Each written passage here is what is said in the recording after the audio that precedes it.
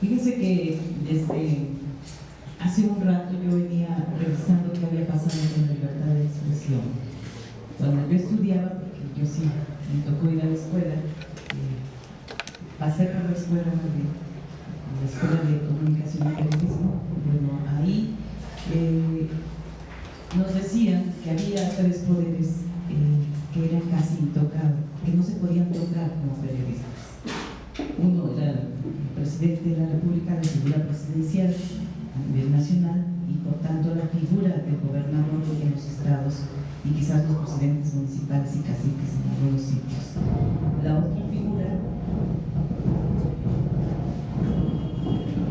La otra figura era la iglesia. La iglesia, por supuesto, no se podía tocar tampoco, y la otra figura era el ejército nacional. Cuando yo estoy haciendo el ejercicio profesional del periodismo, yo me doy cuenta que esas figuras se van desmoronando, esas figuras que eran nuestros topes, nuestros límites a lo que decíamos o escribíamos. Además, hay una ciudadanía que está creciendo, que está exigiendo, que está pidiendo una mayor claridad de lo que decimos, escribimos, redactamos. Y por tanto, yo creo que eso contribuye en mucho. Hay un movimiento político muy importante de la izquierda que también se desmorona con los años, cuando gana por la fuerza Carlos Salinas de Gortari. Eso empuja a un nacimiento de una sociedad distinta. Entonces, yo sí creo que hoy en día podemos decirle al presidente de la República, sin temor a nada, lo que está mal hecho desde nuestra visión, con toda la subjetividad que tenemos como personas, como seres humanos. Bien lo decía Alfredo, o se es o no se es. Entonces, la libertad de expresión, el 80% del peso de lo que decimos está en nosotras y nosotros mismos, en quienes escribimos, redactamos, ya sea una nota, un artículo, un reportaje, una crónica o una columna. El otro se lo vamos a dejar a la ley. Yo, en los 25, casi 26 años de ejercicio periodístico, no he tenido, salvo en alguna ocasión, 2 veces o 3 veces, me han dicho, esto no se publica. Y bueno, eso a mí me sirvió de impulso para así publicarlo, ¿no? Para así poner las cosas que tenía que decir, y sobre todo en el asunto en el que podríamos decir, no me he especializado, pero sí me he inclinado mucho hacia ello, que es el periodismo de la condición social de las mujeres. Entonces, yo no le encuentro límite en este momento a lo que uno escribe. Sin embargo, hoy vivimos en el país, en uno de los países más peligrosos para la existencia de los periodistas, por lo que dice. Y esa peligrosidad reside en el narcotráfico, en la delincuencia organizada. Ese es un tema que no está del todo liberado en el camino. Es un tema que sí es límite y que sí se debe de tocar con pinzas. Hoy ya le podemos decir al presidente, decía hace un momento, que está mal. Ya podemos enfrentarnos al ejército. Yo misma gané un premio de periodismo hablando de un tema que tenía que ver con el ejército, y durante año y medio le di seguimiento al tema. O sea, sí se puede. Y lo otro, pues, todo está salvado, pero la única limitante que tenemos en este momento es la delincuencia organizada, de la cual lo advertíamos cuando empezó esta lucha que emprende Felipe Calderón, de la cual advertíamos que sí iban a suceder actos en contra de periodistas y que se iban a cobijar en este asunto del crimen organizado. Entonces después salimos con que sí pertenecíamos a las bandas, que sí los protegíamos, que sí recibíamos dinero de los narcotraficantes. Y me refiero al gremio periodístico, sobre todo de Tamaulipas, de Nuevo León, de Ciudad Juárez o de Chihuahua en general, y de otras entidades que sí se vieron, y de Oaxaca, por supuesto, en algunos casos que sí se vieron afectados por esta incursión terrible que tuvo, pues los resultados terribles que dieron esta lucha contra el narco en México. Yo creo que esos son ese es mi punto de vista. No hay límite, reitero, no hay límite, el límite no lo ponemos nosotros o quienes escribimos. A veces, salvo en mi historia de 26 años, he recibido 2 o 3 veces solamente que me dicen esto no se publica, pero por otras razones que son de tipo empresarial. Recordemos que, como dijo hace un rato Felipe, el proceso histórico de los medios de comunicación pasó de ser iniciativas periodísticas a manos de empresas. Entonces ellos cuidan sus intereses monetarios. Esa es mi opinión.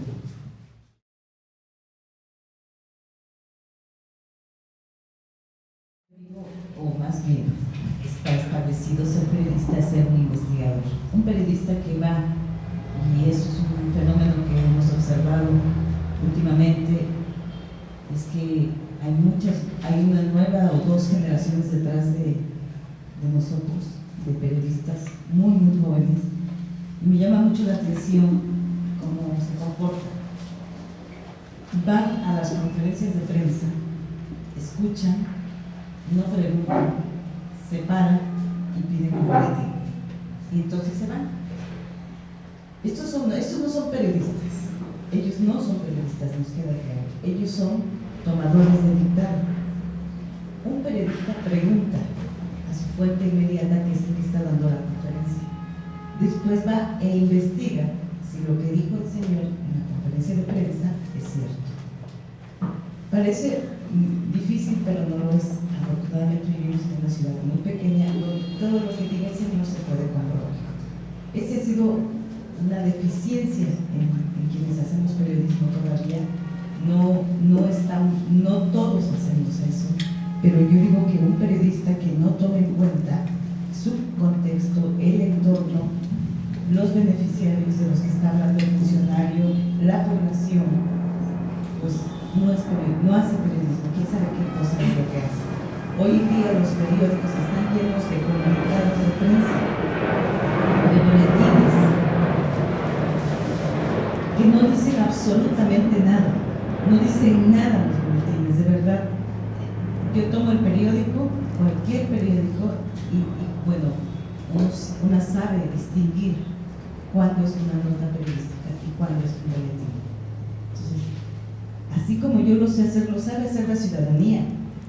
Terrible aquel medio que piensa que va a engañar a sus lectores. Puede ser un medio de radio, puede ser la televisión, puede ser un medio electrónico, puede ser un periódico. Todos los medios de comunicación que crean que publicando boletines va a engañar a sus lectores está equivocado. Yo creo que después de un mes una deja de leer ciertos medios o deja de visitar ciertos espacios o deja de escuchar determinadas radios, determinados noticiarios, perdón. No, sin habilidad, por supuesto. Entonces, la fuente para mí sí son importantes los boletines de prensa, y les voy a decir por qué. A raíz de los boletines de prensa, no factura. A través de los boletines de prensa yo me he encontrado la punta de una madeja que hay que empezar a jalar. Son tan absurdos a veces los boletines, o sea, no cualquiera puede hacer un boletín o tendría que hacer un boletín, digo yo, pero cualquiera cree que lo puede hacer. Entonces dicen tonterías o ponen tonterías en un boletín, y como una está viendo que hay mar de fondo, pues empieza uno a jalar, y después desde su propio boletín se convierte en una fuente informativa para ir con la otra fuente, con la de enfrente, y desmentirlos, sin necesidad de que manden cartas aclaratorias. Para mí son importantes desde ese lado, para ver qué cosas están publicando, qué mentiras nos están tratando de ver. A veces no dicen ni mentiras, a veces no dicen absolutamente nada. Algo muy importante de un periodista o de una periodista es que tienen que leer todos los días. Todo. algo también sumamente importante para un periodista debe de ser su capacidad de tener un criterio muy, muy amplio y no asustarse ante nada ni frente a nadie. A veces tenemos enfrente a una persona que no nos quiere, pero le tenemos que arrancar a como dé lugar la información. Y para eso tenemos que estar bien preparados para preguntar, hacer las preguntas precisas, y si el Señor no contesta, volverle a preguntar, y si no contesta, volverle a preguntar hasta que finalmente nos diga lo que queremos saber. Pero si no estoy informada, si no estoy preparada, si no leí, por supuesto que el Señor me va a decir lo que se me dé la gana. A mí me pasó algo muy extraño en alguna ocasión, no quisiera ser anecdótica, pero se los voy a contar porque es una experiencia. Yo llego a Brasil a cubrir el Foro Mundial Social, es un idioma distinto, es una ciudad que no conocía, había más o menos 20.000 personas alrededor, había 200 auditorios a los cuales tenía que acudir, buscar lo que yo quería encontrar, y era terrible, porque además hacía un calor bastante infernal, traía la mochila de la computadora atrás, venía con un cambio de horario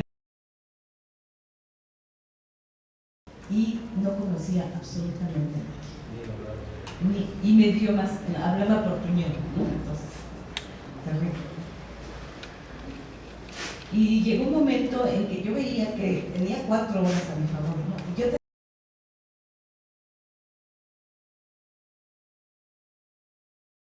porque yo decía, ¿qué voy a hacer? Vine desde tan lejos, ese viaje tan largo, para no encontrar la información. Y me senté, abro mi computadora y empiezo a teclear, y de pronto una persona se sienta al lado, porque ahí éramos muchas personas en ese lugar. Y se sienta al lado, ve lo que estoy escribiendo y me dice, ¿eres mexicana? Sí. Yo tenía que ir a buscar la concentración de las mujeres, las feministas de Latinoamérica que estaban ahí. Y me dice, ¿y vienes de Cima? Sí. Oye, qué bien.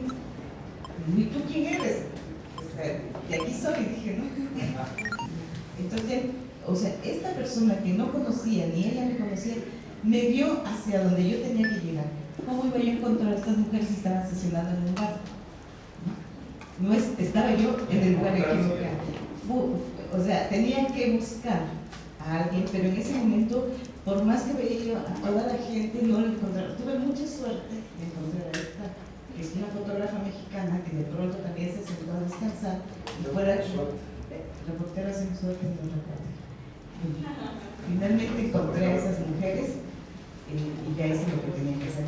Pero hay que preguntar. Yo me senté desesperada en lugar, ya había como preguntado, nadie me decía. Pero lo primero que uno tiene que hacer es preguntar y volver a preguntar. Eso es una regla de oro. Y todas las fuentes, las del pasado, por supuesto, yo creo, ahora que hice el trabajo de investigación del libro, no saben que yo me encontré en la biblioteca el mejor lugar donde yo me encontré. Ahí me siento cómoda, soy muy feliz, porque los invito de verdad a ver los periódicos de hace 30, 40, 50 años y se van a dar cuenta que en este país no hemos avanzado, o en este estado